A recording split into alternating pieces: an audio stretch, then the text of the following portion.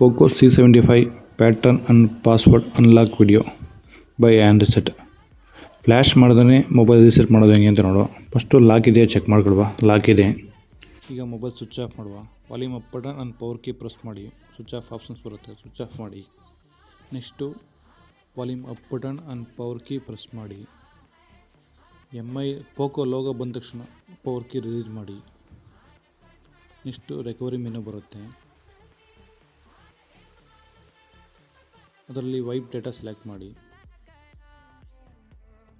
Next wipe data all ಕೊಡಿ, confirm ಕೊಡಿ. ಈಗ ಮೊಬೈಲ್ ರೀಸೆಟ್ ಆಗುತ್ತೆ.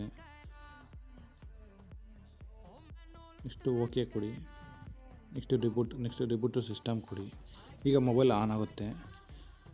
ಆನ್ ಆದ ತಕ್ಷಣ ನಿಮಗೆ ಓಲ್ಡ್ ಜಿಮೇಲ್ ಐ ಡಿ ಕೇಳುತ್ತೆ. ಓಲ್ಡ್ ಜಿಮೇಲ್ ಐ ಡಿ ಇದ್ದರೆ ಹಾಕಿದ್ರೆ ಮೊಬೈಲ್ ಫುಲ್ ಆನ್ ಆಗುತ್ತೆ, ಇಲ್ಲಾಂದರೆ FRP ಕೇಳುತ್ತೆ. ಅಥವಾ ವಿಡಿಯೋ ಬೇಕು